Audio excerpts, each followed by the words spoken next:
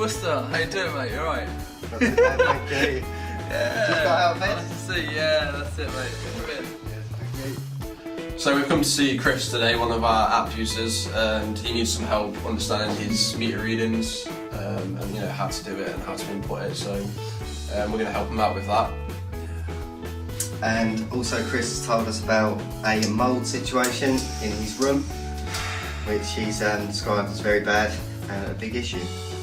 So Chris wasn't really sure where to look for his meters, so we came out to the front of his house and we can see that they're both right on the front. But he doesn't have a key, only his landlord does. But luckily I brought one with me, so we're going to open them and take a look at his meter readings for him. So this is your gas meter, and you'll see that you've got the analog style meter where you just have the scrolling numbers, and all you need to do is record the first 5 numbers in black and ignore anything after a decimal point or that is in red. So here's the electric meter, same thing again but a different style meter, but you just read whatever's in the black and ignore the reds or anything after the decimal point. So this one is 25810.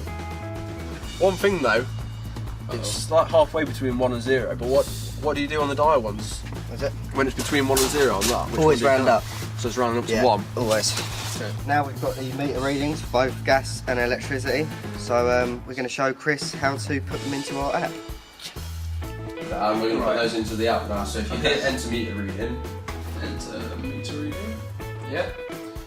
So we're going to start with the electricity reading. We put in the date that we took the meter on. That's quite important that we get the date right from when we actually took the reading. What's rate 1?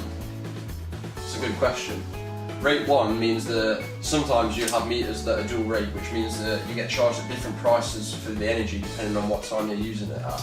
It's for people with water tanks so that they heat the water up at night, store it in the water tank and then use it throughout the day. So you can upload a photo if you want. Yeah, it's worth noting that you don't have to take your meter readings yourself. You can take a photo of it and then just upload it. To get some actual data from that, what you need to do is to do the exact same thing the following month. And ideally you do it on the same date so you get an entire month's worth of data. But you could do it in 2 days time, you could do it in 2 weeks, whatever you want. That February, very handy, thanks a lot. Cool, let's move on to the mould problem. Yep. Right, so I would assume the mould problem's around your window then. Yes. It's quite a common problem. I think, as you can see, it's not as bad on the windows as round the edge, right? Yeah. And that ought to be sealed.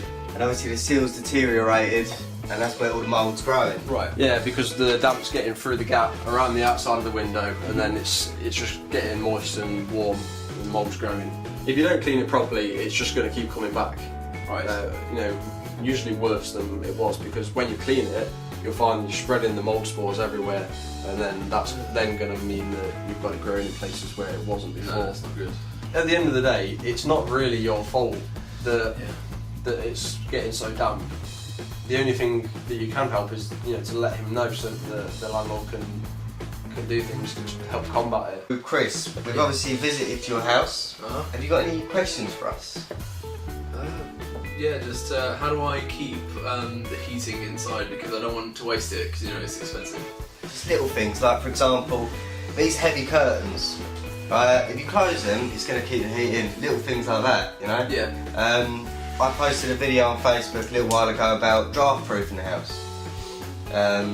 So for example, just throwing old jumpers, hoodies, towels, whatever. I know it sounds funny, but it really does work. You just that's crazy. put them underneath the door and it'll stop the draft coming through.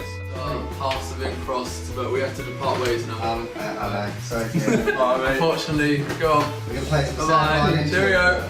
Bye. Take it easy, mate. Cheers, mate. Bye-bye.